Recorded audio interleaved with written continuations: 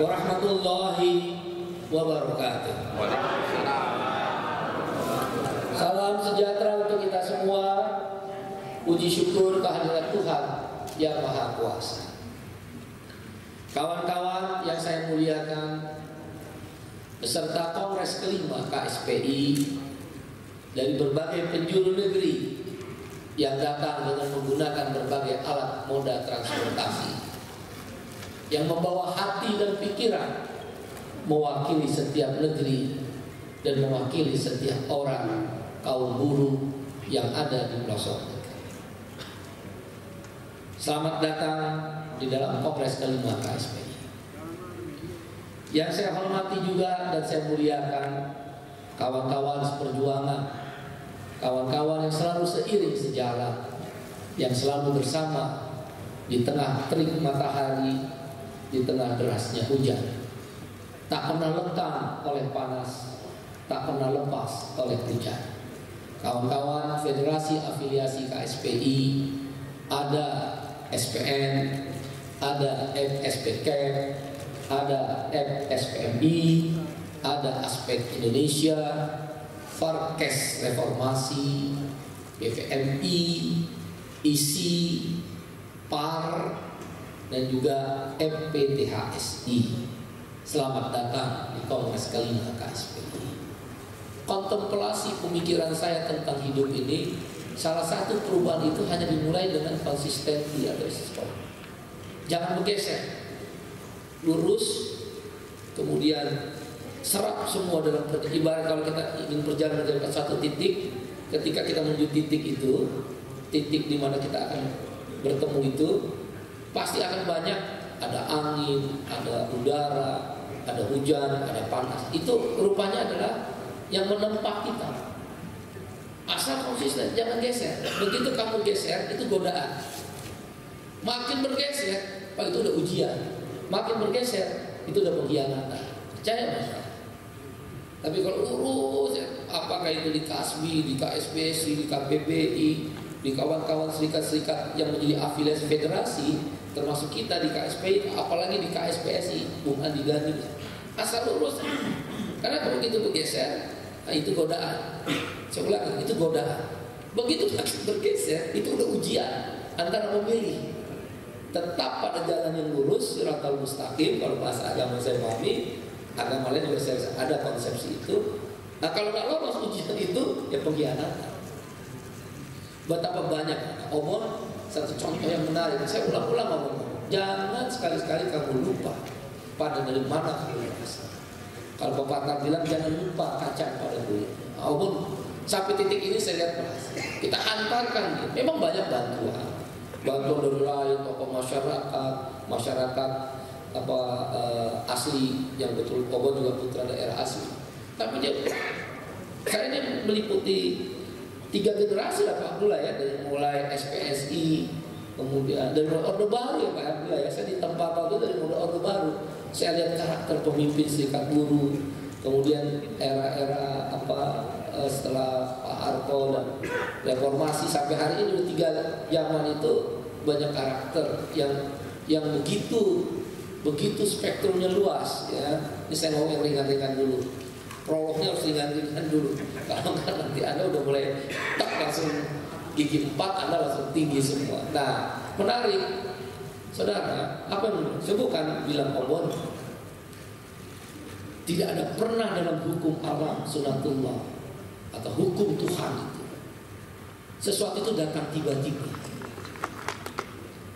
Tidak mungkin ada yang diciptakan tanpa Sang Maha Pencipta. Teori nebula misal atau teori Big Bang, di mana teori yang menjelaskan tentang awal mulanya bumi dan planet tata surya kehidupan kita, akhirnya mentok ketika Big Bang, partikel di angkasa luar itu pecah menjadi, kemudian partikel itu pecah jadi planet-planet, 9 planet tata surya dan planet-planet lainnya, termasuk bintang-bintang yang mengelilingi bulan dan matahari. Pertanyaan terakhirnya Einstein tidak bisa menjawab, termasuk Stephen Hawking, siapa yang membuat pecah itu? Jadi logika sederhananya akhirnya Einstein kan akhirnya itu kan dia bilang ilmu tanpa agama dia buta. Agama tanpa ilmu dia adalah seperti meraba dalam gelap. Ketemu tuh siapa yang bisa melawan Einstein? Itu bapak ilmuwan modern Stephen Hawking pun yang sekarang ini masih hidup pun tidak bisa menjawab. Artinya kalau bahasa kawan-kawan selalu bilang proses tidak pernah mengkhianati hasil. Kalaulah hari ini kemudian KSPI bersama kawan-kawan yang lain kembali menghidupkan, yang kita harus berterima kasih dengan kawan-kawan SBSI dan Mbak Eli ada di dalamnya, dan almarhum Bang Mokhtar Papahan ada di dalamnya dan menjadi orang penting, tokoh penting di dalamnya. Semoga Tuhan menerimanya di surganya sesuai agama dan kepercayaannya. Dia nggak tiba-tiba ini partai buruh ada, enggak. Panjang sekali proses itu. Kita canangkan tahun politik itu di SPMI mungkin sekitar tahun berapa Bang ya? Kongres 2006 ya, ketika saya presiden terpilih. Begitu SPMI memilih saya sebagai presiden 2006, di saat itulah kita menyatakan belum masuk dulu ke politik, konsep lobby aksi. 2011 baru kita totally 2011 itu politik.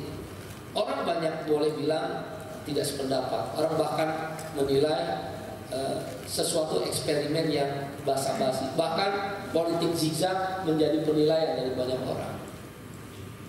Saya bilang sekali, tidak ada yang tiba-tiba di dunia, selalu dia berproses. Proses itulah yang mendewasakan kita untuk kemudian memilih apa pilihan-pilihan terbaik. Contohnya dalam hidup, ketika kita baru menikah, sepasang kekasih antara laki-laki dan wanita, tentu ada kegalauan, kegamangan, di samping tentu ada harapan. Kemudian dia berproses melahirkan anak makin membesar, anak makin mencapai apa yang menjadi harapan kita, sepasang kekasih yang di awal berjanji itu. Kan selalu ada terpaut. Nggak mungkin tiba-tiba anaknya jadi seorang sarjana, jadi seorang katakanlah yang maju di dalam keilmuan, maju di dalam bisnisnya. Tidak, dia berproses sampai kita sebagai orang tua menyatakan inilah pilihan hidup kita. Dalam politik dan membangun gerakan perjuangan pun itu proses. KSPI bisa, atau lebih detail di MSPMI, kami memutuskan berpolitik itu panjang sekali, dan keberhasilan kita hantarkan itu miliaran uang yang dikumpulkan dari iurannya anggota SPMI itu, anggotanya miliaran, saya tahu benar. Dan kita mulai dari Bekasi, kota kecil, tapi Bekasi itu Pak Bula itu kotanya buruh. Di seluruh Indonesia kalau bicara kotanya buruh itu memang Bekasi. Kabupaten dan kota itu kotanya buruh. Mau lihat dari sudut pandang manapun, kawasan industri terbesar di Asia Tenggara bukan hanya di Indonesia, Bekasi. Jumlah buruh sebagai pemilih itu dari 1,7 juta pemilih di Kabupaten Bekasi, 1 jutanya adalah buruh. Artinya buruh mau buat apa aja secara politik di Kabupaten Bekasi itu bisa. Secara data-data, sudut pandang apalagi masyarakat urban itu cerminannya adalah di Bekasi, bukan di Jakarta. Yang datang ke Jakarta itu orang Bekasi, orang Tangerang, tapi yang di urban dari suku mana saja ada, agama mana saja ada, ras mana aja ada, itu di Bekasi. Dan karena kita kelas pekerja, we are the working class, kita adalah kelas pekerja, maka Bekasi adalah potret kalau ingin membuat negeri ini berubah. Selalu ada satu kota di mana kemudian kota itu menyebar akan memimpin negeri. Brasilia ketika Lula memutuskan untuk bersama MST, Lula itu Presiden PUT, Konfederasi Serikat Buruhnya Brazil, itu dimulai nama dari kota Brasilia. Dan Lula sadar bersama MST, kalau MST satu kota lebih jauh lagi dari kota Brasilia, kota pertanian, MST itu Serikat Petani Indonesia. Lula memutuskan dari Brasilia karena kotanya adalah kota buruh. Ketika Lech Walesa, kalau kita sering benar menyebut itu, Lech Walesa itu dimulai dari Gdansk. Gdansk itu ya Bekasinya Polandia, kota pelabuhan. Karena di Polandia memang serikat buruh terkuatnya serikat buruh pelabuhan. Jadi dia mulai Lech Walesa untuk membangun Polandia itu di Gdansk. Ya, sama. Begitu pula ketika Hugo Chavez memutuskan sebagai seorang mantan tentara memimpin satu partai berbasis kelas pekerja, itu di Caracas. Selalu ada kota yang denyut nadinya, yang ruh gerakannya itu, dia memberikan spirit. Kalau kamu waktu ikut proses Obon memenangkan, merinding saya. Putaran terakhir Obon waktu dia maju sebagai calon bupati Bekasi di calon independen, itu di Cibarusah dia pilih kota di mana basis buruh, Kabupaten Bekasi, tapi ada lagi namanya basis buruh, perumahan buruh, itu namanya Cibarusah, satu kecamatan kecil di Kabupaten Bekasi. Dia pilih di kecamatan itu 8 kilo macet total, nggak ada yang ngimbangin Obon, nggak ada, dan nggak ada gerakin uang. Itu saya tanya, setiap buruh bahkan masyarakat lain terpancing itu membiayai dirinya sendiri, penuh tumpah ruah. Itulah yang saya menginginkan kelas pekerja itu. Ada kesadaran kelas bahwa dia paham benar bahwa perubahan itu adalah sebuah proses dan tidak datang dengan tiba-tiba bagaikan kita meminta pada Tuhan kemudian Tuhan kasih. Nothing, never, tak akan pernah dan tidak akan. Itulah kita belajar. Kalau Anda lihat hari ini KSPI bersama afiliasinya kemudian mentasbihkan dirinya dengan begitu yakin, memohon ridha Allah, meminta ridha Tuhan, dan meminta izin kepada kawan-kawan SBSI waktu itu, meminta izin kepada partai buruh yang lama, Bang Sony dan kawan-kawan. Itu bukan proses tiba-tiba. Makanya kalau Anda lihat, kita nggak mundur setapak, karena itu prosesnya panjang. Mau dinilai negatif, kita simpan. Mau yang datang membantu, kita membuka tangan lebar. Mau bersatu, kita nantikan. Karena proses itu panjang. Dan kemenangan Obon di satu kota kecil namanya Kabupaten Bekasi, disitulah akan lahir perubahan. Republik Indonesia akan dipimpin oleh kelas pekerja menuju negara sejahtera. Itu sejarah, saudara, bukan cerita, bukan dongeng. Pasti tunjukkan pada saya satu negeri yang berubah di mana kelas pekerjanya memimpin tanpa sebuah kecil kota dia muncul. Saya lupa Boris misalnya terakhir dari Chili dan didahului oleh Pedro Castello dari Peru, itu dari kota kecil. Apa yang disampaikan oleh kawan Elisi itu adalah sebuah peringatan, early warning, peringatan dini bagi kita. Belajar dari kesalahan dan kekalahan, penempaan kita untuk mendapatkan kemenangan. Lula mencapai kemenangan setelah tiga putaran pemilu.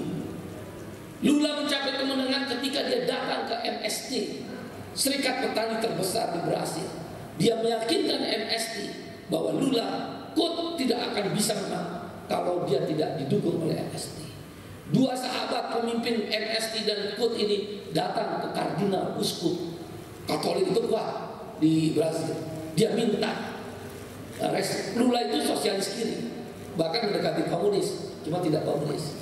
Begitu pula MST, dia datang karena dia sadar masyarakat Brasil itu walaupun kalau kamu pergi ke Copacabana, ya itu udah negara bugil kan. Tapi saya tidak pernah ke sana, ceritanya. Aku udah nggak ke Copacabana Copacabana yang di Brasil kan, yang kita ke sana kongresnya industri ore. Apa yang dilakukan juga oleh Eva Morales di Bolivia, apa yang dilakukan oleh Boris di Chili, Peru dengan Pedro Castillo. Dan kamu pikir kekuatan setengah dari umur negerinya Inggris, Australia dan Selandia Baru, penguasanya adalah partai. Pertarungan ideologi Di Inggris misal, yang pertama kali mendirikan partai buruh justru bukan serikat buruh, kaum sosialis kiri Inggris yang beraliran komunis. Barulah datang kelompok serikat buruh, ya, Kongres Serikat Buruh Inggris, dia masuk. Ini kalah terus, di Inggris kalah terus. Waktu partai buruh didirikan oleh kelompok sosialis kiri yang beraliran komunis, datang kelompok buruh, Kongres Serikat Buruh, di dalam kongresnya, katakan seperti KSPI, mereka memutuskan mereka akan bergabung dengan partai buruh. Karena di Inggris melihat pasca revolusi industri, kaum buruh ditindas. Jangan kamu pikir hanya negara berkembang. Di awal negara-negara maju pun kaum buruh itu ditindas. Karena memang karakter pengusaha itu rakus, greedy. Pengusaha itu rakus, korporasi itu rakus. Saya nggak nyebut orang, karakter, sifat. Seluruh dunia, andaikan tidak ada serikat buruh, tak akan pernah kita jumpai jaminan kesehatan. Andaikan tidak ada serikat buruh, nggak akan pernah kita jumpai kalau kita pensiun, kita ada tabungan untuk menghabiskan sisa hari tua. Andaikan nggak ada serikat buruh, nggak akan pernah itu ada jam kerja. Seenaknya aja dia tentuin jam kerja. Andaikan nggak ada serikat buruh, nggak akan pernah para perempuan mendapatkan hak cuti haid atau hak cuti melahirkan. Dan andaikan tidak ada serikat buruh, kau bermimpi untuk mendapatkan upah layak. Proses-proses itu ada panjang. Sehingga Kongres Serikat Buruh Inggris dalam kongresnya yang keberapa saya lupa itu memutuskan jalan politik adalah untuk memperkuat apa yang diperkuat oleh gerakan serikat. Tapi sekali lagi dia tidak datang dengan tiba-tiba, saudara. Dia datang dengan proses yang begitu panjang, pahit getir, hinaan dan cacian, kemenangan dan kekalahan silih berganti, hujatan tiada henti, bahkan ditasbihkan sebagai gerakan komunis hanya untuk mentasbihkan agar kita tidak punya ruang yang cukup untuk menyampaikan gagasan-gagasan itu. KSPI telah belajar banyak. Obon adalah satu contoh, dan kita bisa lakukan itu di daerah-daerah lain. Karena Bekasi adalah tempat lahirnya gerakan buruh yang menjadi lebih kuat. Saudara, kongres ini KSPI yang kelima. Izinkan saya mengajak kawan-kawan semua, buka hati dan pikiran, lapangkan dada. Jangan kau sempitkan dirimu. Kau adalah bagian daripada republik ini. Enough is enough. Cukup, saudara, cukup. Berjilid-jilid kau lakukan pemogokan, berjilid-jilid kau lakukan aksi-aksi besar, berjilid-jilid kau lakukan tekanan. Apa yang kau dapat? Pidana dan penjara oleh seorang gubernur di Banten. Bagaimana seorang gubernur di Jawa Barat hanya ingin menyenangkan kelompok-kelompok tertentu, takut ditekan demi citranya, dia bikin SK gubernur yang melanggar aturan. Gubernur yang berpihak pada kepentingan buruh dibully dan dicaci maki. Ini bukan soal dukung mendukung. Ini tentang keberpihakan. Siapapun dia berpihak pada gubernur, pada buruh, pada kelompok tani, pada kelompok kelas pekerja, we are the working class, maka dia adalah menjadi bagian perjuangan kita. Secara politik, Omnibus Law adalah jalan utama. Mengapa gerakan buruh, gerakan tani, gerakan nelayan, gerakan miskin kota, gerakan orang-orang yang termarginalkan untuk bergabung membangkitkan kembali, menghidupkan partai buruh. Lula marah, 20 tahun dia kerja di pabrik Volkswagen, upahnya tidak lebih daripada upah orang-orang yang terus-menerus bekerja di pabrik-pabrik lainnya. Padahal itu perusahaan raksasa yang berasal dari Jerman. Dia marah, buruh-buruh perempuan di pabrik-pabrik di luar Volkswagen, PT PW itu, pabrik mobil terbesar sedunia. Kenapa mereka susah mendapatkan hak cuti? Dia pergi ke partai yang sebelum waktu itu sebelum begitu kuat. Dia ajak MSI, dia bikin partai itu. Eva Morales marah melihat petani kokain, mayoritas 80% masyarakat Kolombia adalah petani kokain, kok tetap miskin. Tapi para kartel dia kaya raya. Morales marah, dia bikin gerakan politik, lahirlah Partai Pekerja di Bolivia.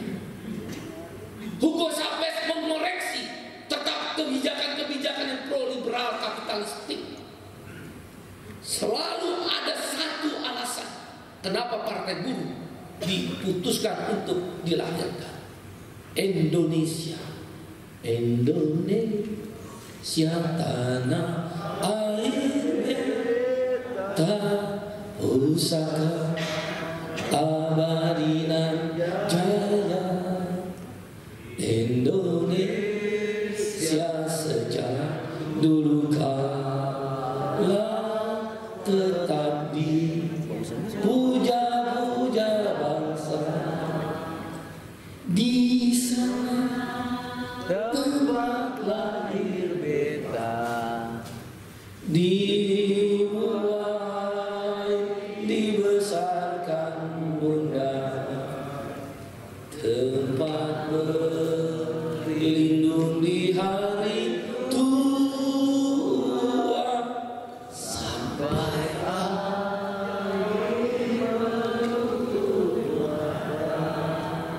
buruh punya hak di negeri. Disinilah negeri kita dilahirkan, dan disinilah negeri kita akan menutup mata.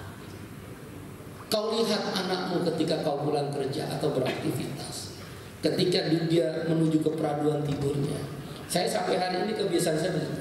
Siap-siap pulang saya lihat soalnya, pasti itu, pasti. Sampai dari mulai menikah, bayi, sampai saya lihat. Karena disitulah kekuatan saya bersama istri saya pada itu.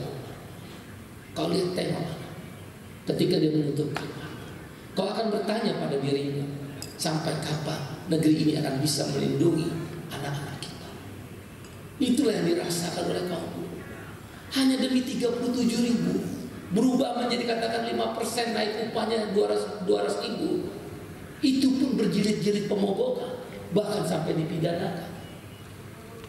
Hanya ingin kita waktu itu BPJS bisa melayani seluruh rakyat Indonesia dalam sistem jaminan kesehatan semesta.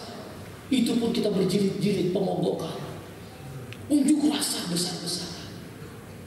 Saudara, Omnibus Law itu menghapus mimpi dan cita-cita anak-anak kita. Bangkit, melawan atau diam untuk tertindas. Itu aja pilihan. Kita memilih bangkit. Saya memilih bangkit untuk melawan, walaupun nyawa taruhannya. Kamu pikir enak jadi pemimpin partai itu? Saya tahu partai kelas. Ngurusin kita di internal itu pusingnya minta ampun. Tadi itu sih berbagai pikiran-pikiran. Belum lagi menghadapi eksternal. Belum lagi kekuatan aparat hukum. Partai ini pasti adalah partai yang akan dicurigai terus sepanjang masa, karena punya sejarah kelam. Sejarah kelam itu yang selalu menghantui bangsa ini. Beyond of the thinking, kau harus bangun di luar pikiran itu, out of the box, keluar dari kungkungan kotak box yang membuat kamu nggak bisa berpikir. Tak pernah ada perubahan tanpa sebuah risiko. Tak pernah ada perubahan tanpa pengorbanan. Tapi sekali lagi, dia tidak datang dengan tiba-tiba. Dia selalu berproses. Itulah saya bilang contoh Allah. Secara politik kita menang. Nah, Omnibus Law adalah pintu masuk Indonesia untuk mengembalikan marwah kemuliaan kaum buruh, kaum tani, kaum nelayan. Kita tak boleh tunduk lagi pada para kelas pemilik modal. Kita akan bangun semangat pertarungan kelas, tapi tanpa konflik. Kita akan bangun semangat pertarungan kelas tanpa harus berhadapan-hadapan. Kamu adalah kelas pemodal, we are the working class. Kita akan bangun kami kelas pekerja, kelas yang akan mewujudkan negara sejahtera, welfare state yang menunjukkan keadilan, kesejahteraan, kemakmuran, keseimbangan. Kau punya hak yang sama di negeri ini. Kau punya pandangan yang lurus yang sama. Kau punya hati yang sama. Kau punya langkah yang sama. Sama dengan para pemilik modal. Ganyang pengkhianat. Oleh karena itu, identitas kelas dihidupkan lagi.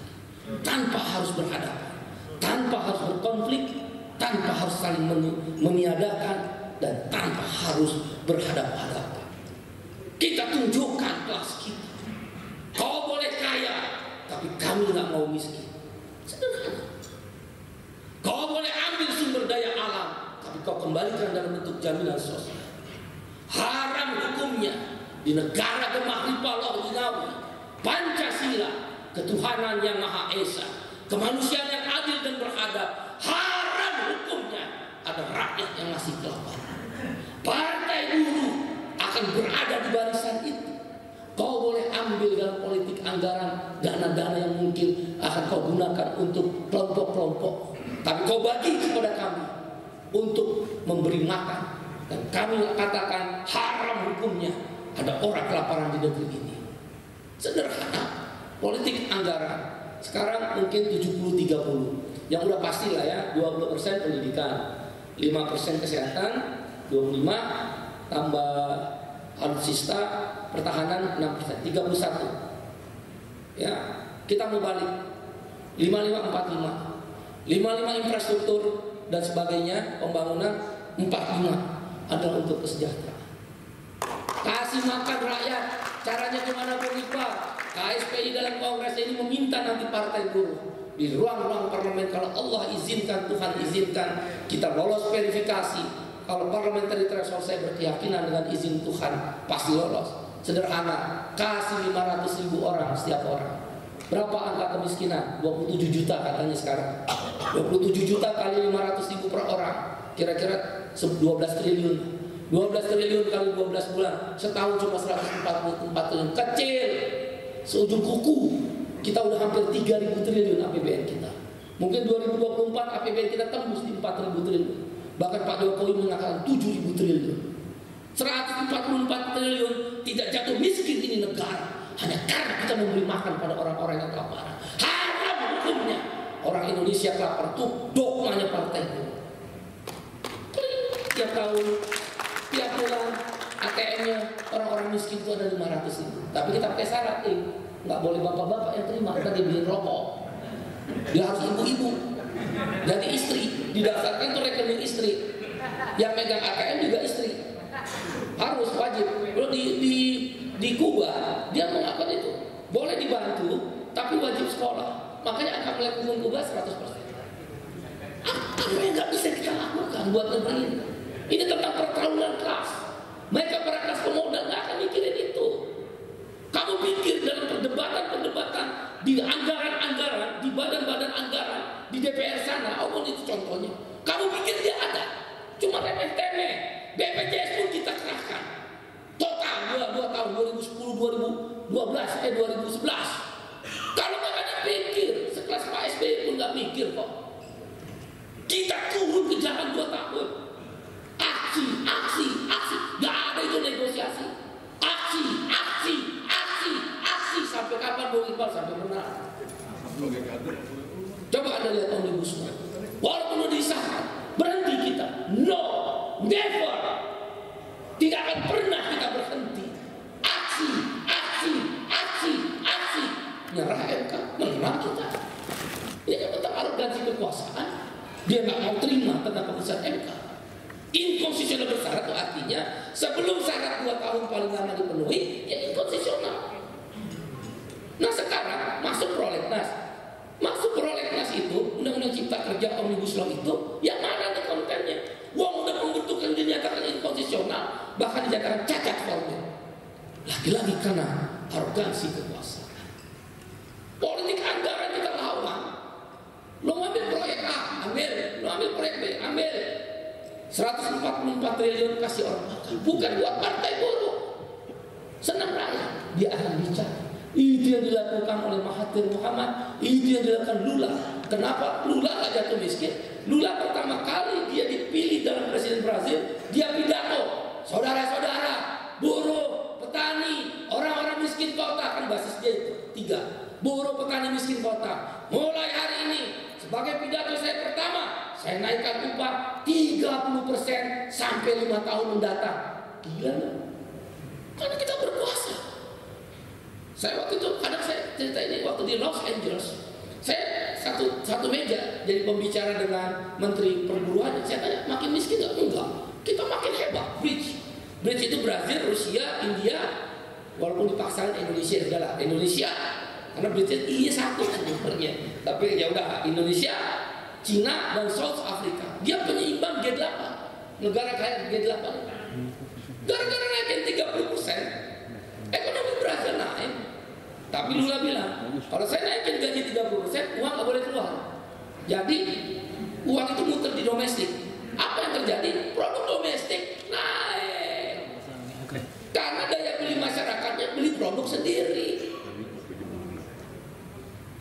Batu bara dikeruk, sawit diambil, ditebang, hutan-hutan kayu-kayunya ditebang, sumber daya alam, Morowali, nikel, bahkan nikel terbaik sedunia, ikan yang dibagi kapling-kapling oleh 4 taipan dikeruk. Ada nggak balik ke masyarakat? Nggak ada, remeh-temeh. PBI aja dikurangi, penerima bantuan iuran, ya kan? 9 juta orang dikurangi. Mana si itu dewas-dewas mana dewas? Ya kan, 9 juta kan? Orang miskin aja dia kurangin. Kalau bercanda kawan-kawan kan untuk DKI, DPR di DKI, gubernur naikin 5,1 juta protes. Begitu dinaikin gaji 17,5%, nggak apa-apa, nggak marah. Kacau kan negeri ini. Di ruang-ruang itu KSPI dalam Kongres ini saya minta untuk memutuskan ada alat politik kita. Kita tetap independen, but not netral. Kita independen, tidak menjadi underbow partai politik termasuk partai buruh. Tidak menjadi underbow. Partai buruh nggak bisa perintah-perintah KSPI. Kita independen, but not netral. Ketika partai meminta suaramu, ketika partai memanggilmu, ketika partai memastikan agar partai ini bisa menang di dalam pemilihan-pemilihan, kau tak boleh netral. Kau tak boleh netral. Ketika kau diperjuangkan upah minimum oleh para serikat-serikat buruh, ketika kau diperjuangkan tanah-tanahmu yang dirampas oleh korporasi, oleh serikat-serikat tani, ketika kau pedagang kecil, tukang becak yang dimarginalkan, digusur, Urban Pur datang membelamu, serikat buruh membelamu, serikat tani membelamu. Dan ketika kau dipanggil untuk meminta suaramu, kau menolak. Pertanyaan, siapa kamu? Oh Bung Iqbal, saya kan beragama Islam. Partai buruh juga banyak yang beragama Islam. Oh Bung Iqbal, saya beragama Kristen. Partai buruh banyak yang beragama Kristen. Ada partai yang memperjuangkan upah. Ini saya kritik insaf ya, tidak untuk partai lain. Tunjukkan pada saya. Ada partai yang sampai hari ini meneriakkan bahwa mereka konsisten untuk menerapkan omnibus law. Dalam retorika politik ya. Begitu saya minta untuk jadi saksi ahli, nggak ada yang mau, nggak ada yang berani. Saya hubungin dari mulai petinggi nomor atas sampai mentok di fraksi, semua nyerah. Oh berarti kamu retorika politik. Partai dulu menjawab itu. Omnibus law adalah jalan kita untuk melawan. Enough is enough. Cukup kau miskinkan secara struktural kaum buruh, kaum tani, kaum nelayan, miskin kota, tukang ojek, ibu jamu gendong, tukang becak, orang-orang kecil. Enough, cukup.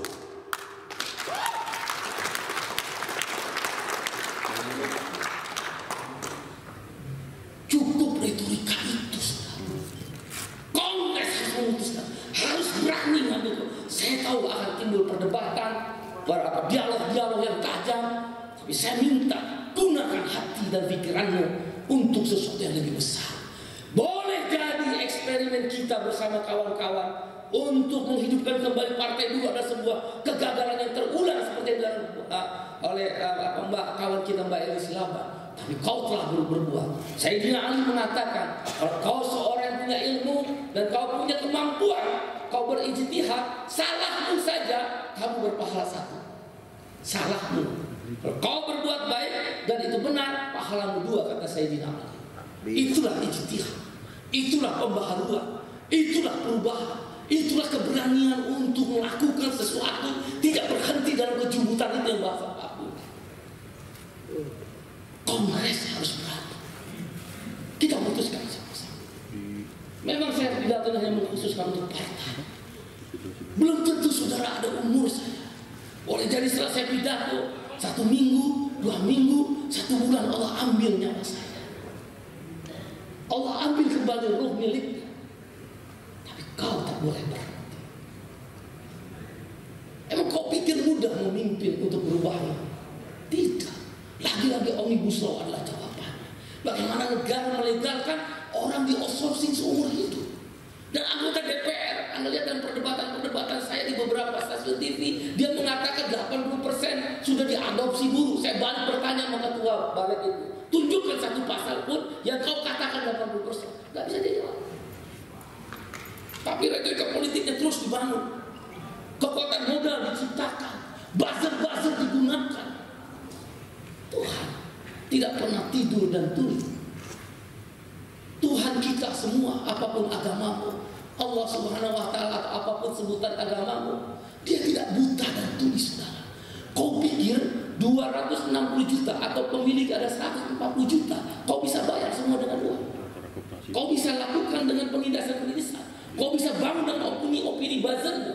Kau bisa bangun dengan menistakan orang-orang kecil. No, saudara. Kau lihat, kalau bahasa orang Amerika Latin itu, kau bisa potong semua bunga, tapi kau tak bisa menghentikan musim semi akan tiba. Musim semi itu adalah kemenangan kaum buruh melalui kelas pekerja. Partai itu yang akan kita pikirkan di dalam Kongres.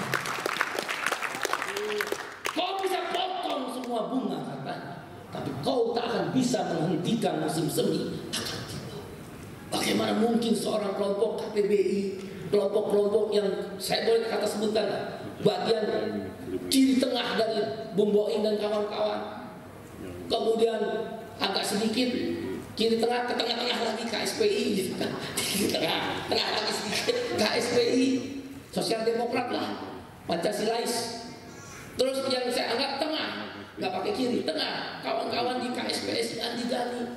Kau pikir siapa yang menyatukan itu? Dirimu. Seorang saya itu bukan Tuhan. Bagaimana kita selalu berdebat tentang banyak hal, kemudian tiba-tiba pada satu titik kemudian kita sedang diam semua, dan kemudian kita mengatakan kita bersatu. Ada ya katakan Mbak Eli, Mbak Nini, ini ada masalah waktu. Percaya.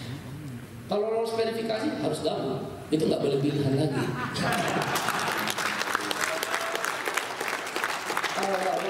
Ya kapan lagi ya ini, Bung? Kamu adalah propagandais.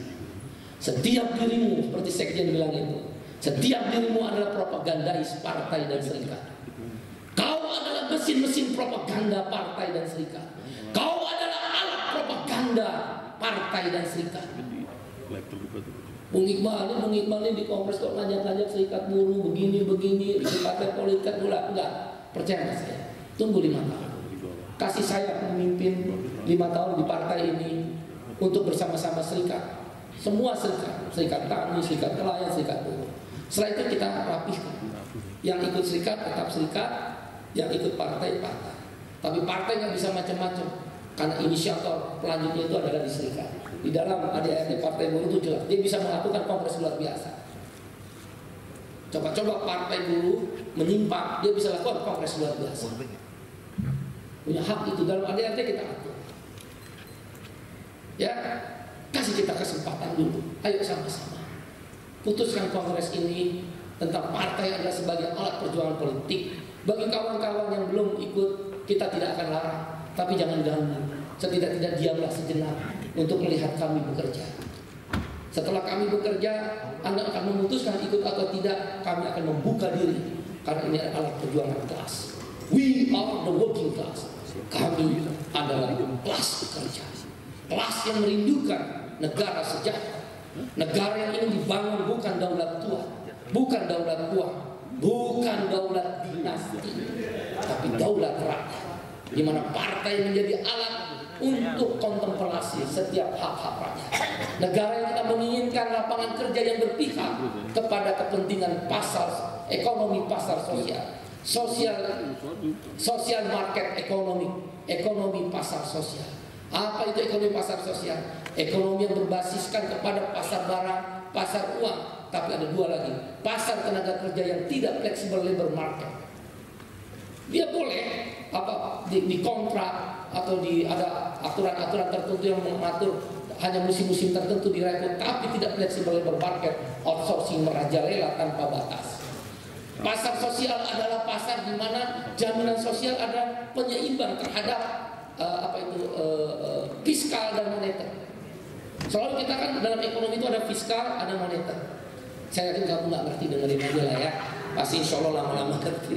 Di ekonomi kita itu kan fiskal, misal kebijakan pajak, kebijakan keuangan. Kalau moneter itu jumlah uang beredar, inflasi dan sebagainya, itu nanti bisa. Tapi ada satu lagi, Partai Buruh menginginkan ada sosial ekonomi market, yaitu pasar sosial, ekonomi pasar sosial. Apa itu? Jaminan sosial. Bayangkan, kalau jaminan pensiun itu katakanlah 10% kayak Jepang, 10% kali jumlah orang, 10% kali 12 berarti kan 120% setiap buruh formal. Buruh formal itu 5,5 juta orang. Kalikan rata-rata upah katakan 4 juta. Bisa dalam 10 tahun senilai APBN. Gila loh. Jadi sistem jaminan pensiun yang uangnya diakumulasi itu nanti nilainya sama dengan nilai APBN. Jadi ketika negara defisit, kan negara defisit sekarang katakanlah defisit 3% karena ada pandemi 6,7%. 6,7% kali 3 juta katakan 180 triliun. 6,7%. Oh, kali PDB bukan terhadap ini. PDB itu 11 triliun, katakanlah 11 triliun kalau 6%-nya sekitar 600 triliun. Loh, kalau kita punya uang 3.000 triliun, minjamnya bukan ke IMF, bukan ke Bank Dunia, minjamnya kemana? Ke BPJS Naker. Itu yang dibilang pasar sosial. Kita menginginkan reformasi agraria, tanah untuk rakyat. Kita kembalikan itu. Bapak, maaf ya, misal yang saya baca, kalau saya salah tolong koreksi. Bapak Sinarmas, Bapak punya konsesi hutan berapa? Tanah 3 juta. Partai Buruh 3 juta hektar. Berapa 3 juta hektar? Coba berapa? Dris, 3 juta hektar berapa, Dris? 300 miliar. 30 miliar. Kelebihan loh 30 miliar. 30 miliar. Tanah buruh, rumah tanahnya berapa? 60 meter persegi. Ya kan, tipe 21 60 meter persegi. 30 miliar bagi 60 meter persegi berapa? Matematiknya berapa Pak Wida? 500 juta rumah. Sekarang rakyat Indonesia berapa jumlahnya? Berapa rakyat Indonesia? 260 juta. Jadi bayi baru lahir udah punya 2 rumah. Gara-gara satu orang punya 3 juta, diambil oleh negara, bikinin rumah. Bayi baru lahir, punya rumah 2. Kalau sekarang, utang 36 juta per orang. Itu namanya pasar sosial. Partai Buruh akan melakukan itu. Saudara, akhirnya saya ingin mengatakan mari kita melakukan diskusi-diskusi, dialog-dialog dalam kongres ini. Tentu tidak hanya bicara partai sebagai alat perjuangan politik, banyak hal yang kita kerjakan. Saya minta di dalam kongres ini memutuskan, dan hari ini kita putuskan sebelum dibuka kongres sekalipun, bahwa tanggal 14 Januari ya, Bung Nandar, siapa lagi? Pak Didi, Bung Riden, siapa lagi? Mbak Mira, Pak Ali Akbar, itu sidang, Andi, Pak Didi, siapa lagi tuh? Pak Sofyan, siapa lagi? Isi, Bung Ali ada nggak? Bung Ali Isi, nggak ada ya? Ada Bung Teddy dan Bung Ronida. Kita putuskan walaupun belum dibuka 14 Januari all out, turun ke jalan.